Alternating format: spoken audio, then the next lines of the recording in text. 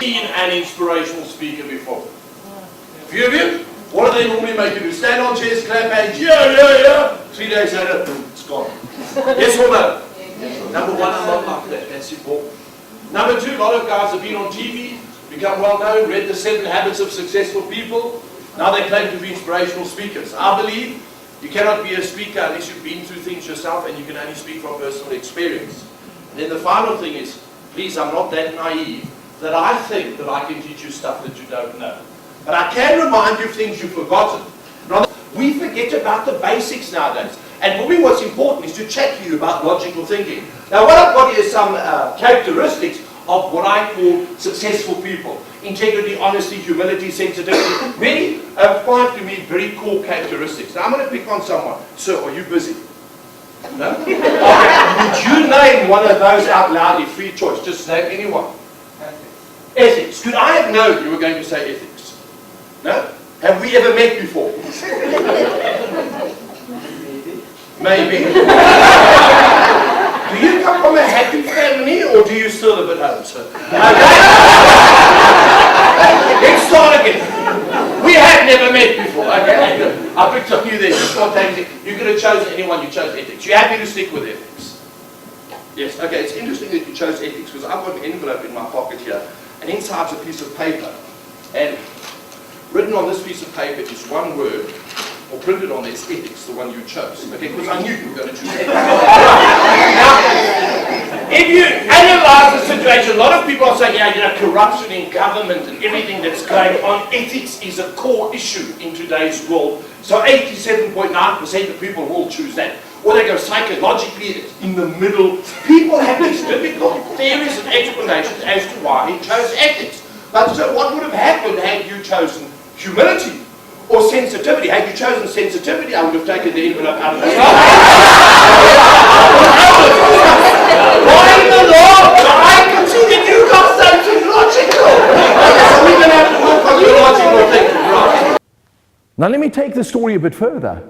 Imagine you're suddenly stuck in minus 40 degrees, the aircon's gone, and you've got about an hour left to live. What would go on in your mind? I want you to think about this.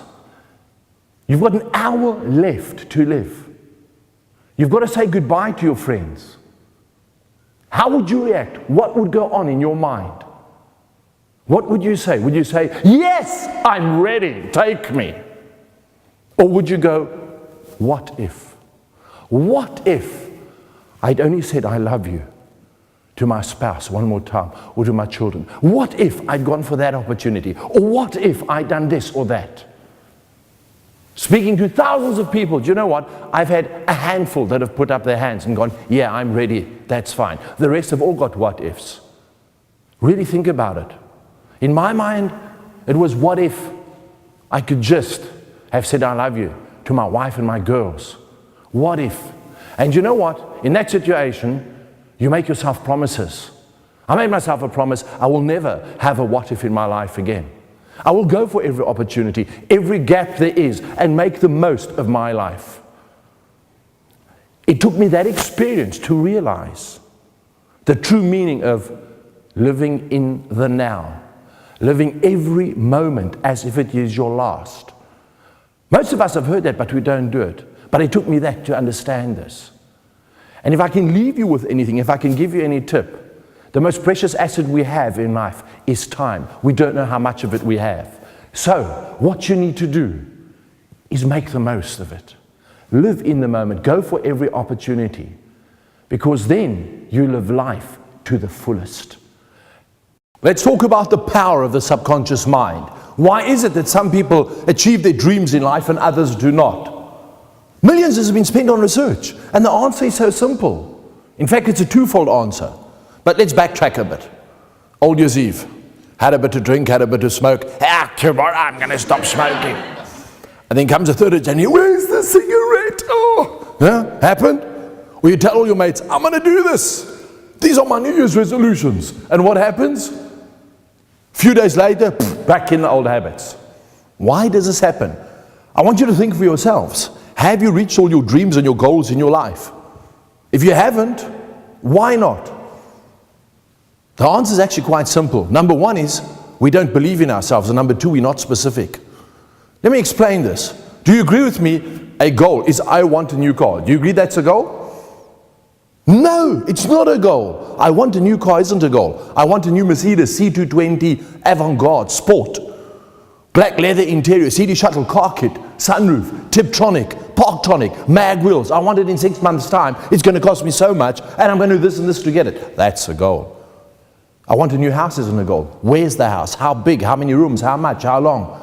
We have to be specific in life. Okay? Why do we give up? Why do we not achieve our goals? Because we give up. We don't believe in our subconscious. So, the answer is you must be specific, and you must get your subconscious mind to believe. So how do you do this? Well, you write down your goals specifically. Stick them next to your bed, stick them in the office. First thing you do when you wake up in the morning, you read them out loudly. You read them at lunchtime, and you read them before you go to sleep. The second last thing you do before you go to sleep. Never mind. Okay, now, you have to visualize them with your 5 senses. Most people never tell you this. It's so easy. So when you get up, you read it out loudly, you smell that new car, the leather interior, you hear the engine. If you lick the bonnet, you can taste the cold steel. Don't laugh. There's a reason for this, okay? You do this. You do it 3 times a day. You know what happens? That after 3 weeks, this becomes a seed thought. It becomes embedded in your subconscious mind. If you really honestly think about why you haven't achieved your goals, it is because we don't believe in ourselves. We give up. The people, ask them. Go research it. The people that have become successful have failed more than anybody else, but they've never given up. They've kept on trying. Why? They've had the determination. Why? Because they believe in themselves. It's as simple as this. So you've got to believe in yourself. So what you do is you say your goals, and we come back to this 3-week story, 3 times a day, and you visualize them so that you embed that seed thought in your subconscious mind. Then, guess what happens? You believe in yourself. And if something does go wrong, doesn't matter. You will carry on. You will try and try until you achieve it.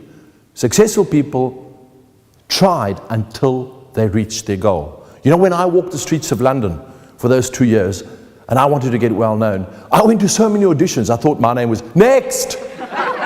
You laugh. But what made me walk the streets for 2 years? I would have walked them for 10 years. It's because I believed in myself. You see, I could smell my audience. I could see myself on BBC television. I believed 100% in it because I had visualized those goals and I'd said it to myself over and over. My subconscious believed. Therefore, every time I got a no, I never saw it as a no, but as one no closer to a yes. And this is how we go about achieving our goals. What kind of little incentives basically, how do you make your clients feel important? Who of you wish your clients on their birthday? Who of you do that? None of you? That's really weird. Have you got insurance? You all have insurances and brokers. Do they send you birthday cards on your birthday? Yes. But how come you don't do that with your clients? Strange, eh? And everywhere you go, it's only the insurance industry that does it. I know he sends them to all his clients, but I still feel, isn't it nice if somebody remembers your birthday? You're like, oh yeah, you remember me. Yeah? You feel good, not so? Now, a birthday card, yes, to me it's very nice, but it's also a bit impersonal. How about your good clients? How about finding out their birthday and phoning them on their birthday? Hi, this is Jackie here. I just remembered it's your birthday today. Don't mention the company you're from or what. And just wish them sincerely and personally. Put that phone down. How do you think that client is going to feel? They're going to say, man, this company, this person is giving me more than the service they should. They're giving me personal attention. They are making me feel special. And you know what? They're going to tell their friends and their other clients about you. And that's also word of mouth, how things build up. And that creates a really good impression. Now, okay, some of you might have a problem of finding out the birthday, yes? Must I give you a quick tip how to find out somebody's birthday easily? Okay, now I'm giving it away so you know I'm going to do it. But if you meet somebody for the first time, you have your horoscopes in the newspaper here, not so? Yeah? How many of you read the horoscopes? A few of you? No, oh, some of you do. Okay. Now you read them. Are you by any chance a Pisces? No? Oh, what are you? Sagittarian. Which date? Okay, she knows I'm going to find out. But do you see how easy it is? In general conversation, you meet somebody. And now if you say, hey, are you a Pisces? And they're going to be really impressed. Could happen, okay. But whatever they argue, what star sign are you? And then what date? And 99% of the time, they will give you the date. Now, all you go back and you write it down, make a note, okay? So now you have their birthday. And the next time, when it's their birthday, you phone them on their birthday. Simple way to get it out. Creates the right impression. And what I mean by first impressions can be deceptive. That's why I spent so much time on awareness and paying full attention, picking things up you never picked up before. You know, first impressions are so important in today's business world. Take myself as a speaker, for example. I have to stand here looking elegant, looking smart, portraying a certain image. I mean, this is a tailor-made suit just for my speaking engagements. And even the shirt is tailor-made. This is not bad for a 15-year-old shirt. Huh? I mean, look at the cuffs. Look at the collar. 15-year-old. 15 years. Yeah? That's quality for you. You want to check? Look at this. 15-year-old shirt. What do you think?